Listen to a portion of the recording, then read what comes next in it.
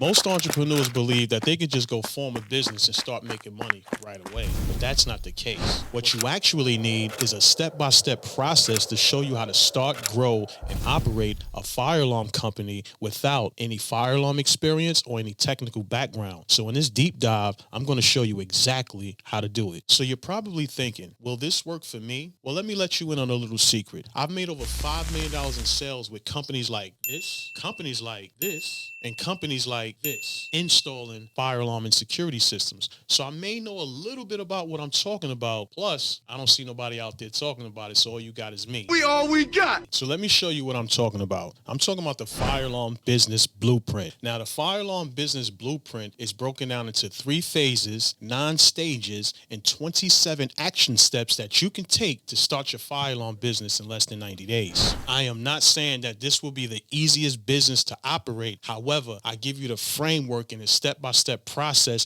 and all the necessary tools that you're going to need to overcome any challenges to run your fire alarm business. So let's jump straight into what the fire alarm business blueprint is. Now, most of what you're going to see online is start an LLC. You need a killer marketing plan. You need good credit to get money into your business. As there may be a little truth to that, the problem with that is you're being told to start with a weak foundation, given a copy and paste marketing plan, and no real valuable information on what to do with the money once you get it. That's like saying no matter how much confidence you have, you can go outside with no umbrella and still not get wet. If you don't have the tools necessary to navigate the environment, you're gonna lose. So for me, simplicity works best. And I've created the elemental P of simplicity when it comes to starting your fire alarm company. So stay to the end because you're gonna need all 9 steps in order for you to successfully run your fire alarm business. But before we get into all the steps, let's take a quick break for our sponsors. I'll be right back.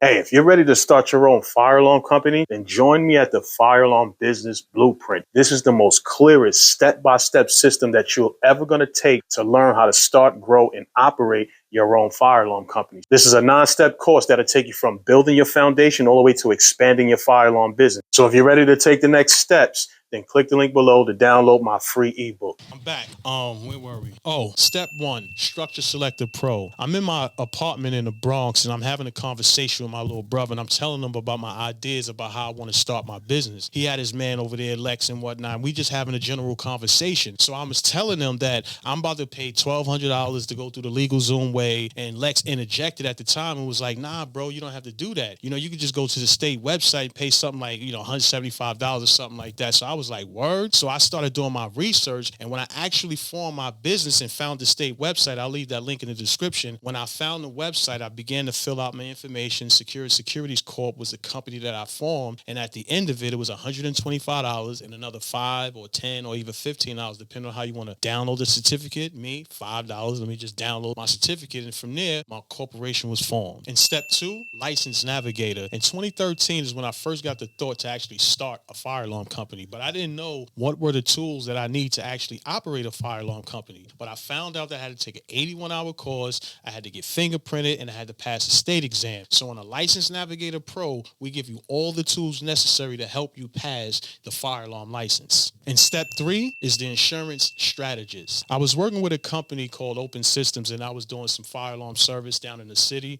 And I remember, if you're working in the city, you understand that you have to go through the freight entrance in order to bring any tools inside the building. So the security guard asked me if I had insurance, and I'm looking at him like, no, I work for the company. I don't have insurance. So he looked in the book and he found the name Open Systems, and it found that it was, there was no check on it for insurance. So I had to call the office and explain the situation so they could send me the insurance. And at the time I'm waiting for the email, I'm asking the security guard, hey, like, what type of insurance does a company need and how much? And at the time, to work in a high-rise building, you need at least minimum $10 million worth of insurance. So at that point, it planted a little nugget. So when I started my fire alarm company, I knew the types of insurances I need even before I stepped out and got my first job. So the insurance strategist will teach you about the different insurance types to help you protect you, your employees, and also your business. In step 4, that's the market monster. I spent so much money in marketing just contributing to all of the noise that's already out there. So within the market monster, we've developed a system to show you how you could actually get your message out there, find your target audience without a large marketing budget. In step 5, that's the vendor guide. My first fire alarm contract was with Park East Animal Hospital. If you're familiar with it, it's right there on 72nd and 2nd Ave. And what they needed was combination smoke detectors and CO devices. And at the time, there was Firelight couldn't do it. And plus, I couldn't get no other system. So I knew that Kitty was going to be at ADI hosting a training event. So I showed up that day and I spoke to the sales rep, explained my situation. Hey, I got a system here. I just won this award, a couple $1,000. I just won this award. You're the only company I know that have combination smoke CO detectors. Can you help me sign up so I can get my agreement? I got the application, filled out the application. Once I was approved, I was able to get $25,000 in vendor credit so that way I could request the equipment, do my install, and pay them back. And then I've been growing from there. So with inside the vendor guide, we're going to show you how to get the right vendors and get up to $100,000 in vendor credit so you could do your first install. In step 6, that's the certification accelerator. My first year in business, it was really just boots to the ground, knocking on doors, letting people know what Securities did until I found New York City was giving out free classes. Taking these free classes, I come across the minority certification. After the first year, I became a minority vendor. Soon after, I won my first government contract. So inside of the certification accelerator, we're going to show you all the paperwork you need in order to become minority certified, whether it be New York City, New York State, or DBE through the MTA. In step 7, that's the contract navigator. I remember when I received the first bid package I was actually going to bid on once I removed the fear from out of me, and it was over 1,000 pages. I was so intimidated, and there was no chat GPT at the time to break it down. So what I did was I had to go to a PTAC office, which is a procurement technical assistance center that will help you break down the solicitations until I got better and developed a system within inside of the contract navigator that will help you quickly understand RFPs, RFIs, and what a source of sort notice is. In step 8 is the brand architect. I remember having a conversation with my mentor, and at the time I had about 3 different social media pages. One page was for music,